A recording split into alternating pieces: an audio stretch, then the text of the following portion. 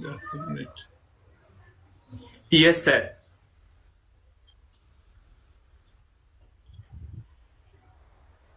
Up to that construction materials, I think. Construction means it was not completed construction. I think we were discussing the salient pole machine regarding their rotor constructions and their Clearly damper audible, sir. parts, etc. Uh-huh. I'm not audible. No, sir. Hello, I'm not audible. And now it's okay, sir. Uh-huh. Because everything is fine at my end, but it can happen.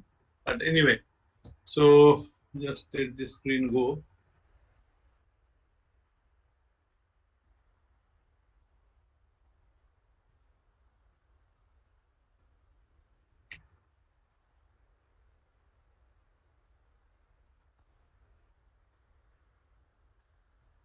Now we were discussing regarding the actions of damper bars and then why the pole face was laminated and why the pole core is not laminated like that for the salient pole machine.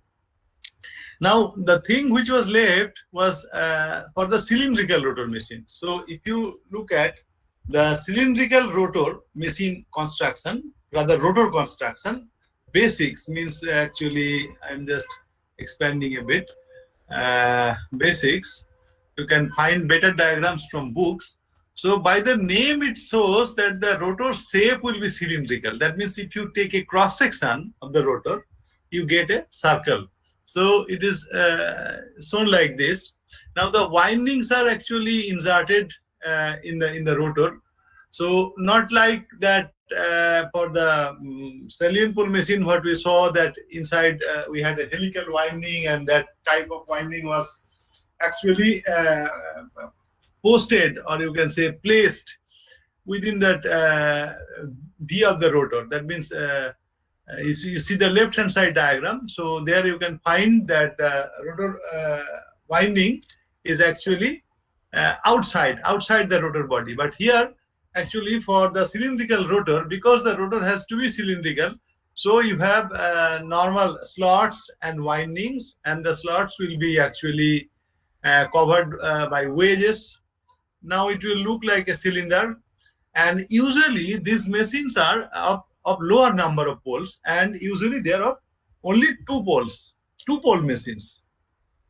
So then if you see the rotor construction, the rotor is shown like this: pole body or core and solid cast iron. Now instead of you are finding that when you see salient pole machine, you are finding that pole faces are laminated, right?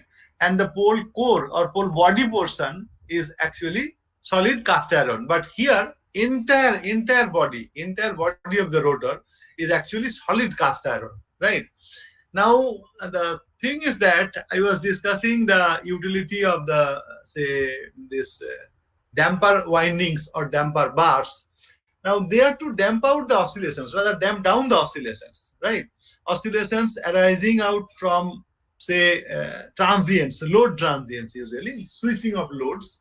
Maybe it is switch on, maybe it is switch off. So the machine can go out of synchronism, and during that time the bars carry current and bring that rotor into synchronism, back to synchronism rather. But here there is no damper bars. There are no damper bars, right?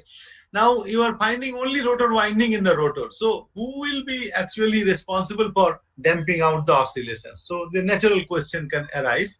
But here what will happen, as the core is solid, you see it's a solid core, cast iron core.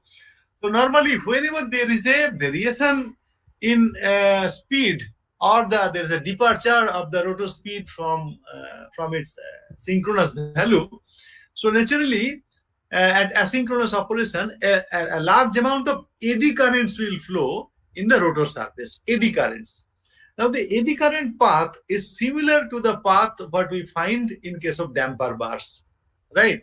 So that is the reason these eddy currents actually help to damp out the oscillations. So there is no additional damper bar is required in this case. So eddy current induced at asynchronous speeds, that will be giving you the action of, say, maybe a generating action when the speed goes above the synchronous speed, and a motoring action when the speed falls below the synchronous speed. And both these torques actually will try to bring back the rotor back into synchronism, right? So now this concludes the basic constructional features for the synchronous machine, but few more things are left to be discussed, like, say, this one, basic features. Now, basic features, if you see, salient pole machine has high winding friction. So first of all, the first sentence, if you look at, has high winding friction, wind friction rather. Windage and friction, rather wind friction. That means when you rotate a salient pole structure, so there is a high interaction between the air and the body. Now, to demonstrate the same, you see the rotation of a fan. Now, what is happening? The fan structure is also like some saliency, having some saliencies. It is having asymmetry, right, among x and y axes and all. Now you find when the fan rotates, we get air because of the blade angles or so. That is okay. Even if, I mean, if the rotor is a little bit flatter, so you will find that rotating it will give you some air, right? That means there is a strong interaction between air and the body. So therefore, these type of motors or this type of alternators, you can say, salient pole alternators, cannot be run at high speed, because if you try to run at high speed, there will be very high windage losses, and that will in turn reduce the efficiency of the machine. So no one will try to reduce the efficiency. So therefore, these machines are not meant for running at very high speed. Or on the other hand, you can say these machines will have always larger number of poles, 6, 8, 10, 12, like that, right? And for the non-salient pole machine or cylindrical rotor machine, as the structure is actually cylindrical, so you find that there are less frictions with wind, and it can be easily run at high speed. Now, while discussing at the start, I was telling you that these machines are of low pole machines. That means a low number of poles, usually two. That means at 1500, at 50 hertz supply, 2 pole. So if you calculate synchronous speed, it will be 3000 RPM, right? So naturally, what will happen? That these machines are meant to run at high speeds around 3000 RPM or so. Around, always at 3000 RPM, as it is a synchronous speed. Now, based on which, as we see that one type of machine is a low speed machine, one type of machine is a high speed machine. So there are certain application areas also. Otherwise, it would not have been designed, right? So all the designs or developments are based on some necessities. Now you see that there are these alternators, as I was telling you, that they are mainly used to generate electrical power using mechanical energy, right? So there are two major ways of, generating electricity till now. So one of them is a thermal power plant, as you see, using a steam turbine as a prime mover, and the other one is actually a hydro alternator, hydro turbine. That means you can find it in dams, say DVCs, and say Bhakra, Nangal, wherever you go. So you find that these are hydel plants. That means water head is used, the energy, potential energy of water head is used to rotate certain turbines. So those turbines are known as, say, hydel turbines. Francis turbine, Kaplan, Pelton wheel. These are the three major turbines that are used for generating electricity using a hydel power plant. Now, actually, you see that these two turbines, they are having different characteristics. Now you find the steam turbines, they are having higher efficiency at higher speeds, say of the order of 3000, 3200, 300 RPMs. Now the hydel turbines are having best efficiency at much lower speeds, so of the order of say 500, 600 RPMs or so, right?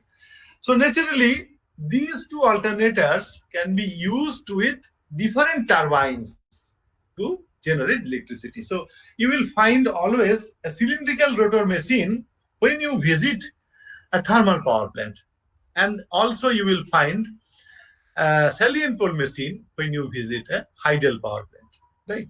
So I think I don't know under these COVID conditions whether you will be getting any visit or not, but in later part of your life, definitely you will be seeing, some of you at least will be seeing or visiting a thermal plant or a hydel plant, and there say this can be verified. You can say there you can verify these statements. So now usage, so one is it with say hydel turbine, one is with steam turbine. Now if you compare based on the characteristics of the constructional characteristics we have discussed, so if you compare the dimensions, or when you try to design a machine, say BHEL and all, those will be getting jobs in BHEL, Bharat Heavy Electrical Limited, I think they can have the opportunity to design all these heavy engineering materials, heavy engineering equipments like say alternators or so. Now, if you want to design both of them, say let us say a hydel turbine and a salient pole generator and a cylindrical rotor generator. Now, for same voltage and same power rating, now you will find that voltage is actually dependent on what? K phi omega d, right? K phi. Now, K phi omega d means actually BLV. Now, BLV. So, B stands for phi, right? So, L is, say, L is length, right? And then B is omega R, right? So, D is your, actually, omega D is actually your V, linear velocity, right? So, now, for same voltage, you find, say, let us say same voltage. Now, as I have said, one machine runs at lower speed, salient pole machines. So now, naturally, this for lower speeds, naturally D will be larger, right? For lower speeds, D will be larger because voltage is constant. You are designing for same voltage, right? So now, again, if you see the power rating is dependent on volume, D square L, when you design, right? So you see that small machines have small power ratings with lower D and lower L, and for large machines have large power ratings. That means actually volume is a factor, right?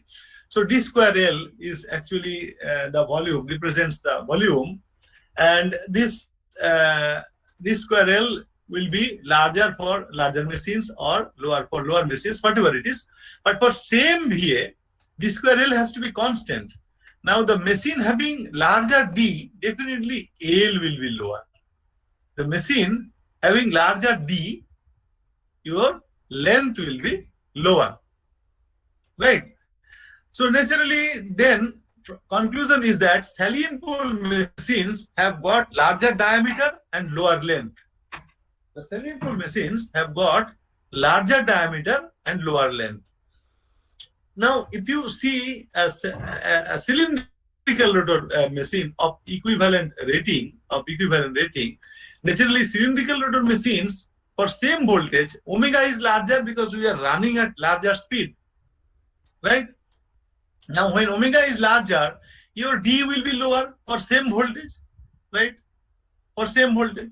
And then again D square L, now if your D is lower, so L will be larger. So naturally, you will find for cylindrical rotor machines, they are having lower diameter but larger length. So then the mounting arrangement, if you see, the mounting is horizontal for the larger length machines. It is difficult to mount them vertically and is not efficient also. So therefore, you will find they are placed horizontally for the cylindrical rotor machines and vertical mounting for salient pole machines. But nowadays, salient pole machines are also some of the machines they are getting selected or getting you can say mounted with horizontal axis, horizontally you can say. So their axis parallel to horizontal. So I mean exceptions are there, but usually they're mounted vertically, and cylindrical rotor machines are mounted horizontally, right? So this gives you idea regarding the dimensional changes when you try to design cylindrical rotor or salient pole machines. Now this concludes about all the, whatever I had to say regarding the constructional features of synchronous machines. So now after that, the next point of discussion will be voltage regulation. Voltage regulation, right? Voltage regulation. So now, what is voltage regulation actually?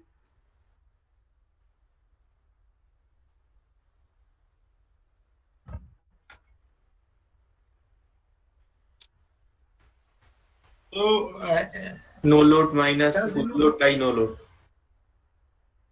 what is full load? What is no load? So when you express some, say word, so you should know what is full load. Full load minus no load.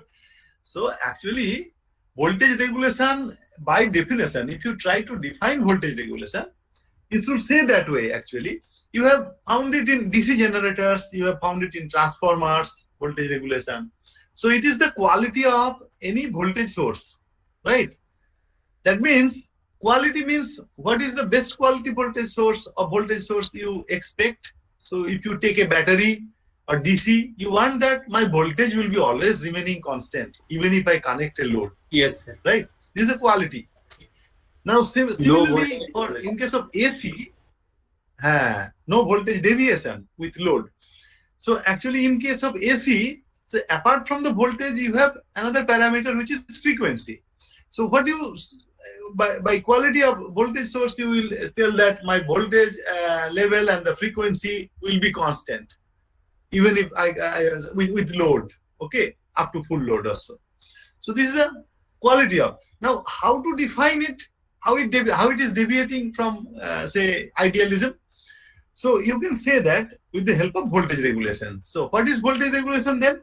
So it is the per unit deviation of voltage from no load value to full load value, or it is the percentage deviation of voltage from no load value to full load value with respect to no load value.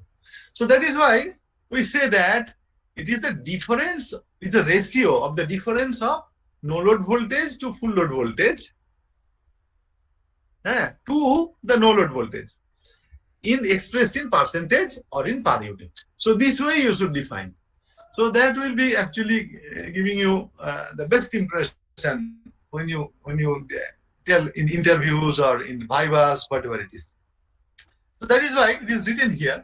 So E0 minus Vt by E0 into 100%, where E0 is the no load voltage, Vt is the terminal voltage at load or with load, any load, maybe half load, maybe full load, and the denominator term is actually E0. So this is actually again no load voltage. So in some cases, even IS-spec also sometimes tell that the voltage regulation should be taken with respect to full load voltage. So sometimes you will find that it is E0 minus Vt by Vt into 100%. But for our problem solving state, we will always use this formula, E0 minus Vt by E0 into 100%. Now, the thing is that the next sentence, if you see the next sentence, it is written better in this page probably. Let us see. Factors affecting voltage regulation. So now, why voltage regulation actually the term is coming? Or why a source deviates from its idealism or deviates why a source voltage varies from its no load value with full load. So, do you, hello, শুনতে পাচ্ছো? কেউ একটা বোধহয় on করেছো কিছু, some noise is now. Anyway, so তো একটা জিনিস আমি জিজ্ঞেস করছি, সেটা হচ্ছে, let us say you are having a transformer, right? You are trying to see voltage regulation. So why this voltage change occurs? Can you tell? Can anybody tell? Say a DC generator or a transformer. What are the factors that are responsible for having a voltage regulation? So if the factors would not have been there, so we would have got always the voltage. So due to some losses. I'm not getting, actually some noise is coming due to some. You repeat again, please.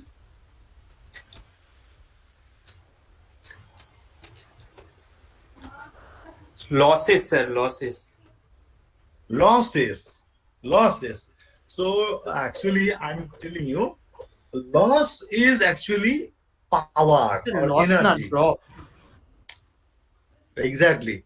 So when you talk about loss, it is the loss of energy or loss of power. Yes, right? And when you talk about voltage regulation, it is actually loss of voltage. So voltage is not energy, right? So voltage can be dropped. Sir. Sorry. Yes, sir. Voltage drop. So Yes. why voltage drop occurs? Where voltage drop occurs? So that is the issue then. Where voltage drop will occur? Say in case of DC generator, you have read already. DC generator you have passed with big marks also. So can you tell me that what happens in a DC generator that you find a deviation of voltage from no load value to full load? Why? Why voltage is dropped? Where it is dropped?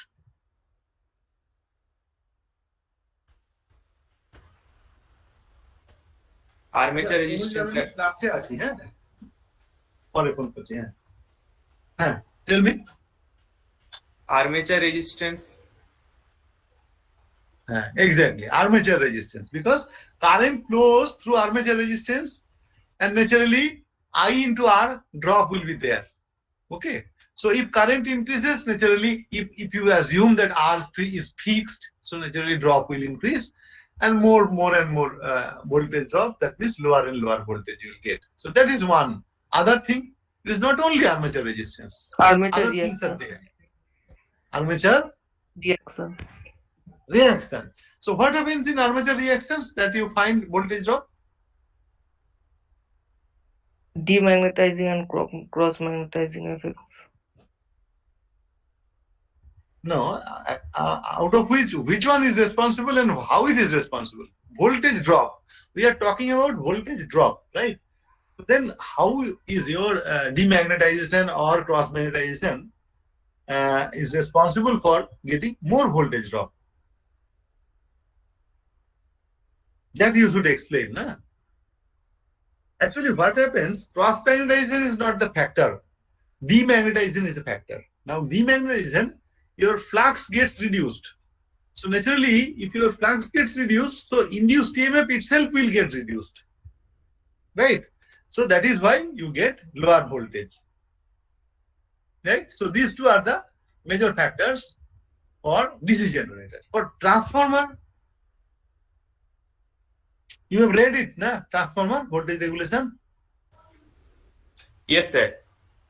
It will be the such a copper resistance and will be the Copper leakage. resistance. Don't say like that, copper resistance. It is actually winding resistance, coil resistance, winding. Yes, sir. Copper resistance is not the And the engineering term. Okay? Okay, sir. And the leakage impedance. Leakage impedance. That's all. There is no armature reaction, no nothing.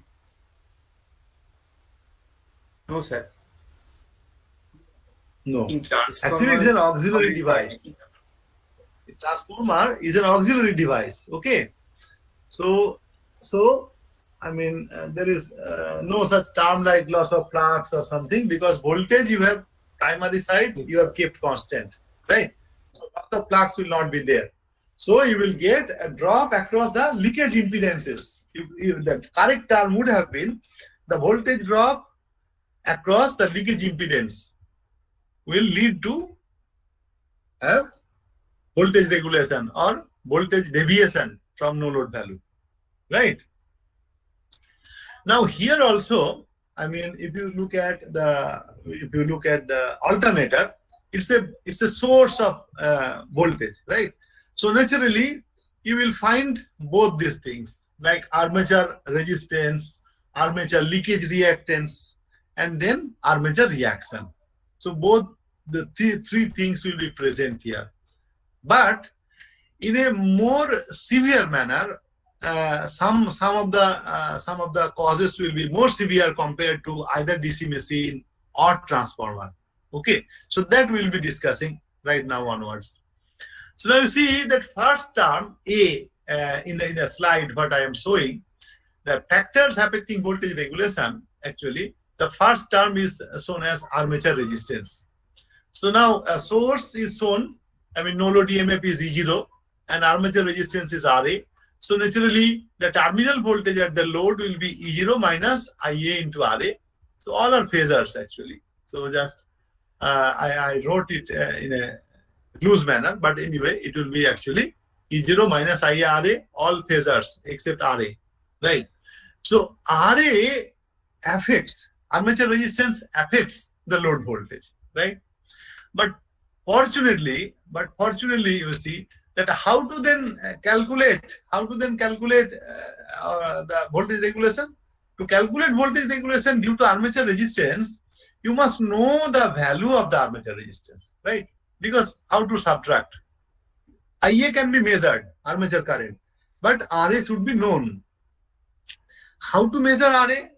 So as we have shown or told earlier that these machines are very large machines. So naturally, the armature resistance will be very low, of the order of milliohms. Okay, even fractions of milliohms. So there will be some precise instrument, Kelvin double bridge or so, even with accuracy. Okay, with compensation and all. And then these type of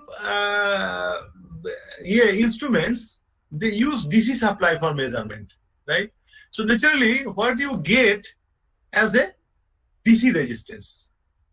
Now you see, you have also read, I think, skin effect, and these machines are having carrying large current. That means cross section of the winding or of the wires also will be large. So naturally, skin effect will be definitely there even at 50 hertz, right? So therefore, whatever DC resistance you measure has to be multiplied with a factor of 1.3 to 1.6 to get the AC equivalent AC resistance. Now, why the factor is varying, that is also a case. Now, it depends on the diameter of the winding, as I have said. So, if the ratings are larger and larger, even you will find that it is 2 times. Now, the thumb rule is 1.6 to 1.3, 1.3 to 1.6. So, then this is one thing. And another thing is that, naturally, when the current flows through the windings, so heating will be there, and the copper is having a positive temperature coefficient, right? Positive temperature coefficient of resistance. So naturally, with temperature, resistance will increase. So those things are also to be taken into account. But online, when the machine is operating, it is very difficult to estimate the exact resistance of armature, considering all these factors. The skin effect, the resistance variation due to temperature, cooling, etc. Right? So the fortunate thing is that, so therefore accuracy of calculation of this voltage regulation is lesser. But the fortunate thing is that the armature resistance, as I have said, is of the order of milliohms or even less than milliohms. So now the voltage is around few kilovolts. I have said that 15 kilovolt line to line, right? Let us say, and if you divide by √3, so per phase kilovolt will be within 10 kilovolt, right? So then 10 kilovolt, even multiplied by 1 milliohm, will have a 10 volt drop, right? Now the per phase voltage, as I have said, is of the order of 10 kilovolts, and a small error on this 10 volt, right, will not affect the calculation of voltage regulation too much. Instead of 10 volt, if you take 12 volt or 8 volt or even 5 volt, the regulation will be as it is almost, because the other term is very large compared to 10 volt, right?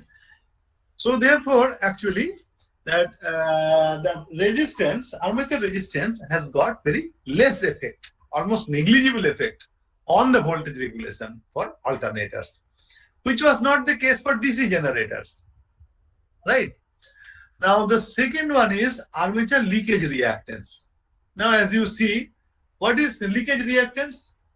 I mean the flux which is not coming, or rather which is not mutual to each other, is the leakage flux. Okay, so now in transformer you have found out that primary flux and secondary flux and leakage and the common flux, right, which is through the core, and some flux actually terminates within the windings. Those are leakage. These are not common. But here also, it is the field flux which is actually linking the armature. There's a common flux, and sometimes it can so happen that the leakage can be that the leakage can be within the slot. What is written in the bottom left diagram. So some of the flux, they get confined within the slots. Okay. So now these type of leakage fluxes are known as slot leakage fluxes, phi SL, right? And some of them, they can get confined within the tooth and the pole tip that you are finding in the right side diagram, right? Those are known as tooth leakage flux, tooth leakage. So slot leakage, tooth leakage. Now the third type is actually within the overhang portion. Now what you know about overhang portion? Whenever there is a winding, so sorry, it's difficult to show here. Whenever there is a winding, like this one, page 3, the top cylindrical C. So the winding is coming through slots and then coming back. আরে আমি এখন class নিচ্ছি, I'm within the class. হ্যাঁ, পরে phone করো।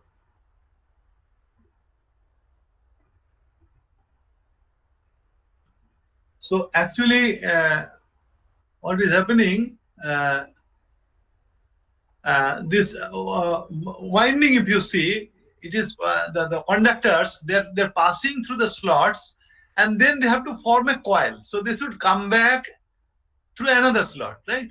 Now, while coming back, there is some bending and extension of the winding. So some of you, I don't know, when you were in the second year, I think this pandemic situation was there. Now, you could have seen the study of induction machine, study of DC machine.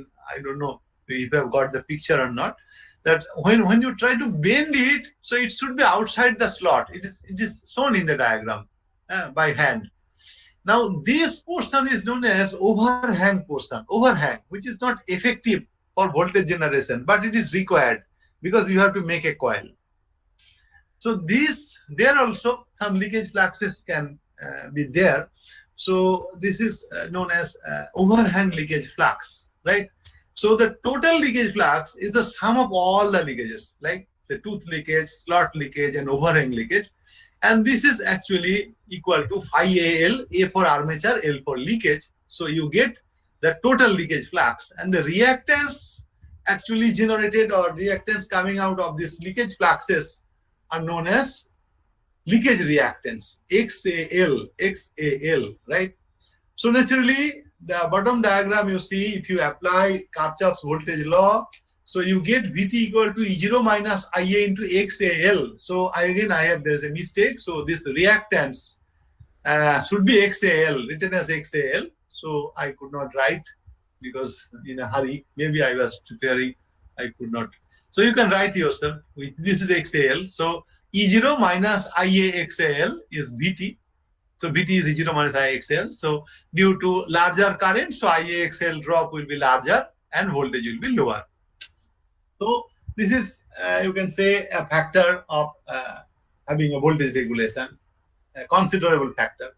Some leakage fluxes always be there because the machines are very big and there can be leakage fluxes. But still, this leakage reactance is not as significant as the third term, which is armature reaction. Okay, which is nowhere near, the value of the voltage drop that can happen due to armature reaction, right? So the third factor, which is the major factor here, is the armature reaction. Now we should know what is armature reaction. Now in DC machine you have read armature reaction. So regarding in a sentence, if you want to express armature reaction, what can you tell regarding armature reaction? Say in a DC machine. DC machine to পড়েছো?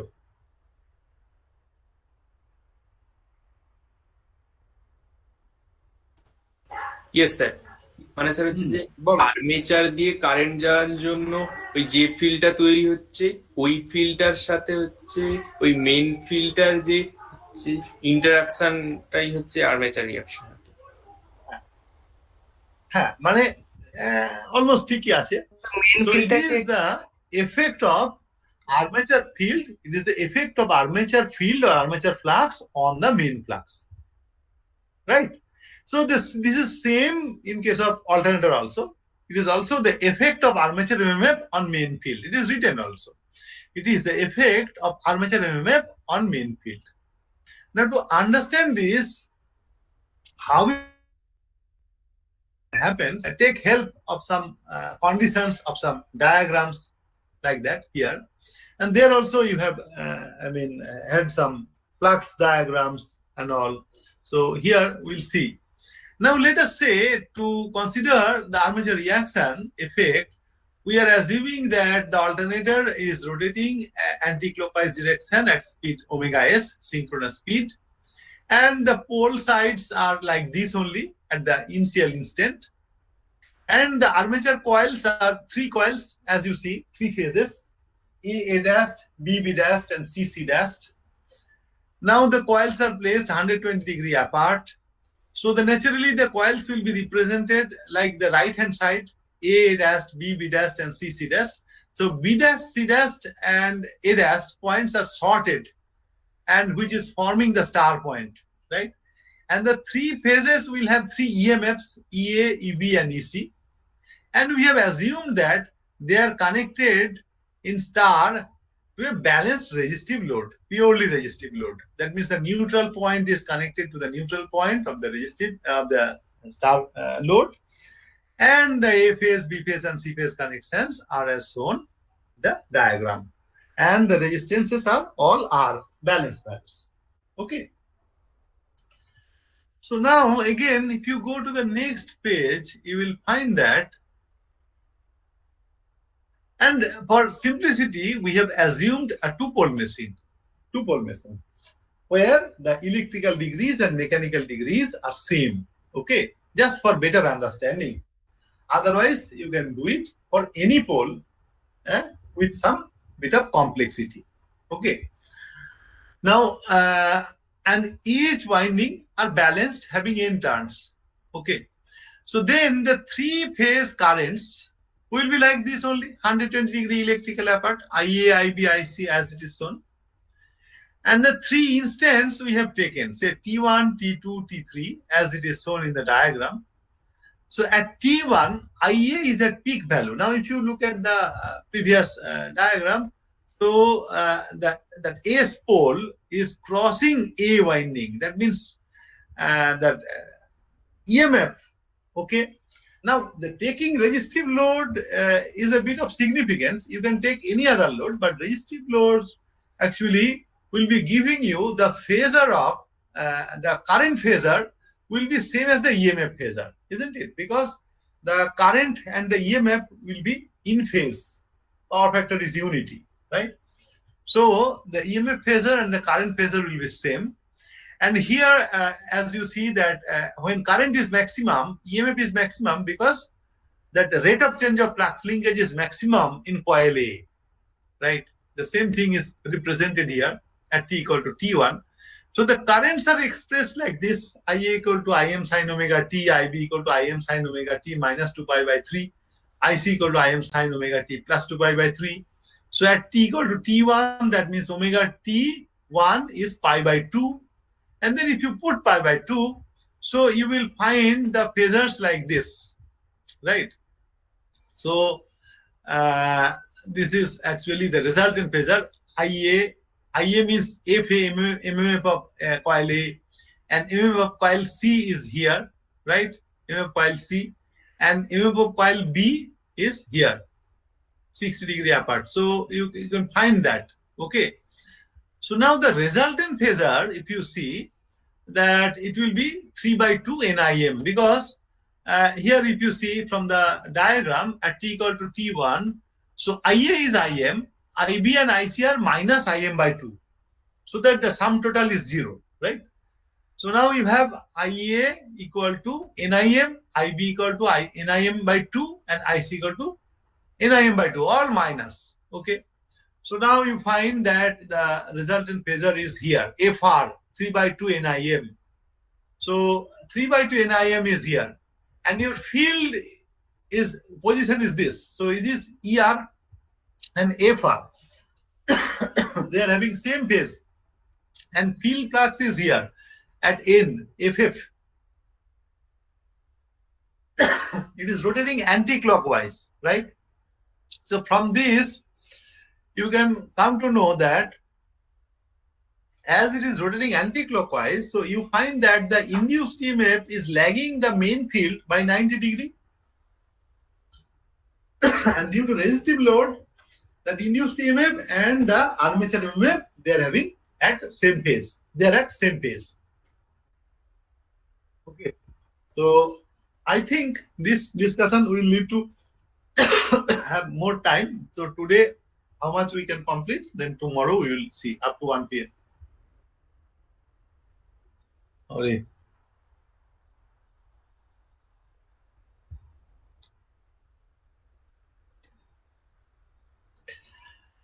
Right, so this is clear. So FF is here and FR and ER is here, and ER and FR both are lagging the field EMF by 90 degree.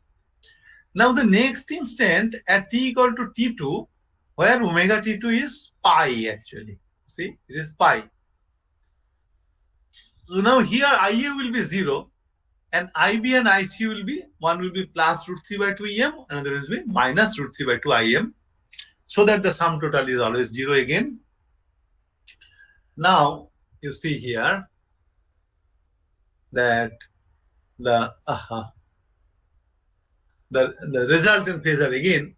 So now one is minus FC and FB is positive in the same direction, root 3, and if you add them up, you will find again 3 by 2 NIM.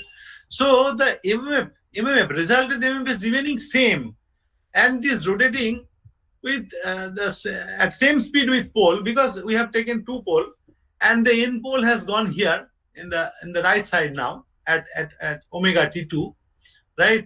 And then your FR and ER are vertically down, and FF is horizontally. And again, for anti-clockwise rotation, you are finding that FR and ER both are lagging the main field by 90 degree. And similar is the situation for the other time, that is T equal to T3, where omega T3 is pi by 2, and you have a phasor which is FF is up, and ER and FR is right side horizontal. So then if you keep on doing this, you will find same thing is repeating for every cycle, right?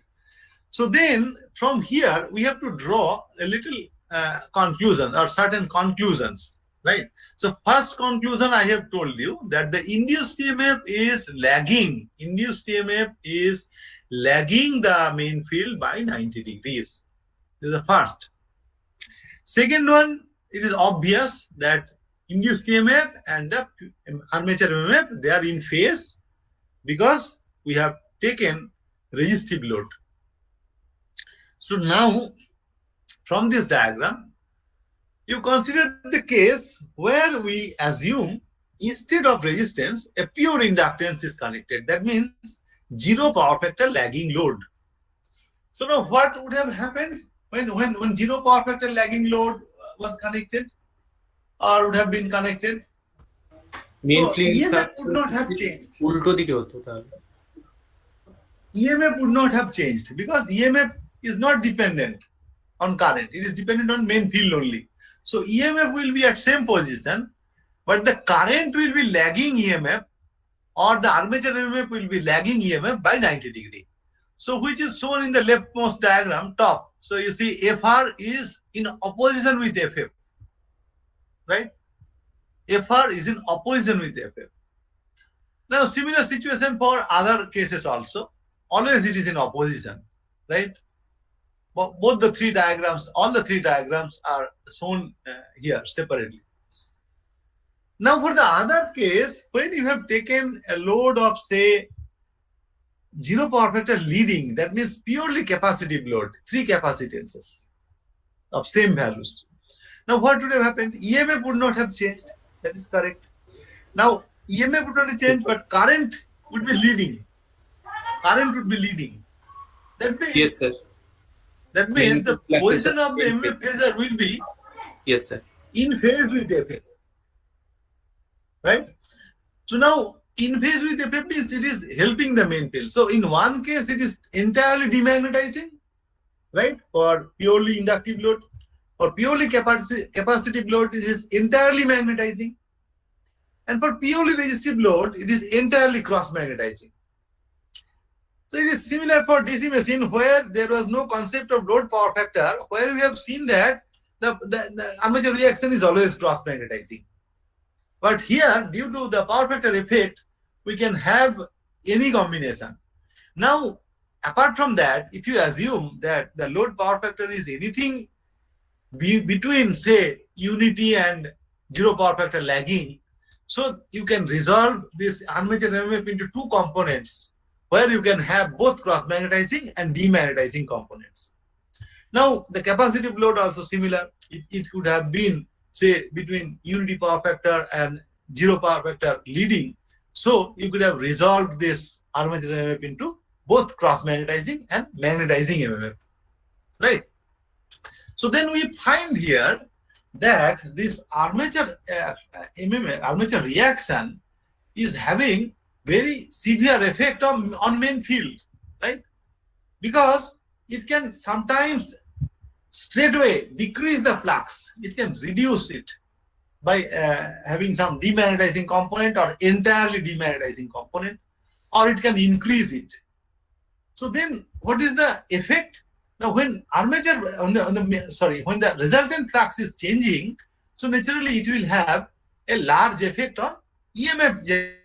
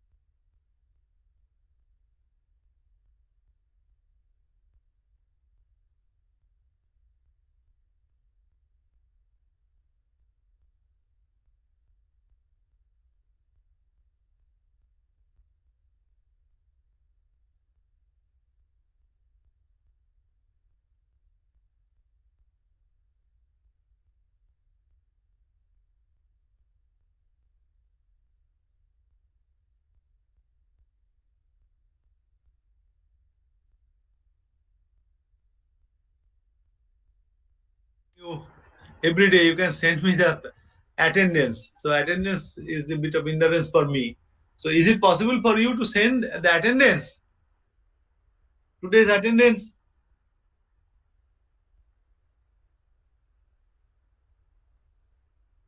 কেউ আছো? Yes, sir. স্বপ্নীল, রিসিত, Yes, sir. Yes, sir. Present. Yes, sir. Yes, তা আমাকে একটু yes, sir. হ্যাঁ আমাকে একটু আজকের অ্যাটেন্ডেন্সটা একটু দিও, so that I can take account for. Okay. Yes, sir. তো আমাকে তাহলে মেল করে দেবে, হ্যাঁ? Yes, sir. I will mail you the attendance. Okay. Okay. So then today I'm closing the meeting. So I'm exiting. So if you have any say doubts or say lack of understanding from today's discussion, so you just tell me within say 5 minutes. Then I can clarify you better if you have anything that you could not understand today. Hello, sir.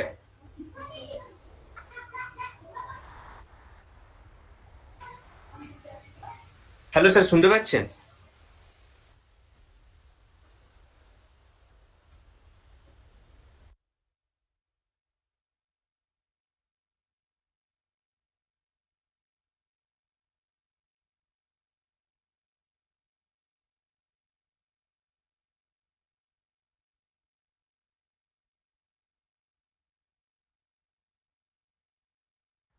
Hello.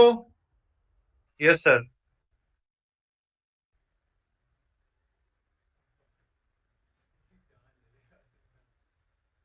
Hello.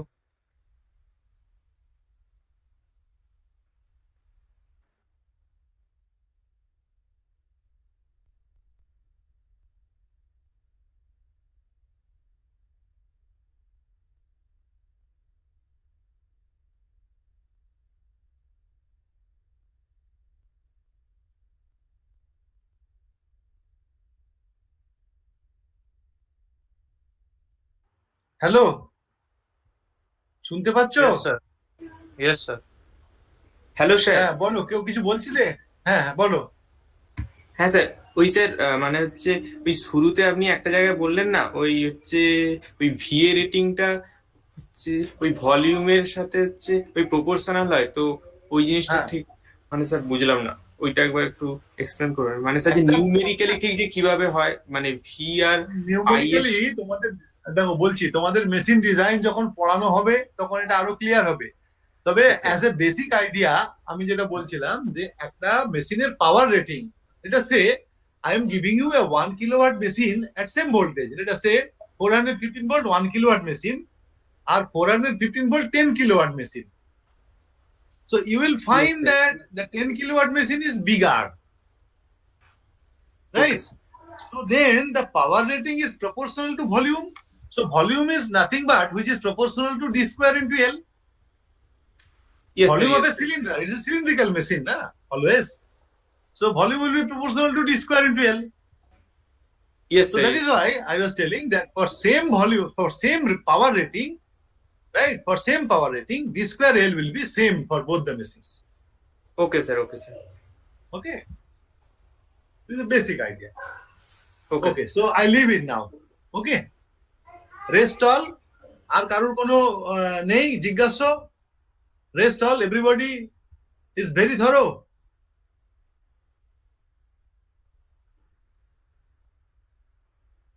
আছে?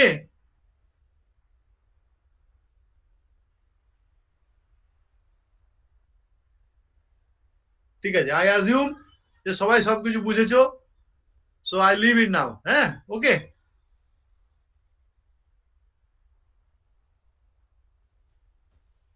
It would have been better for physical classes. Let's see after October if everything normalizes, then we'll be out of these cars.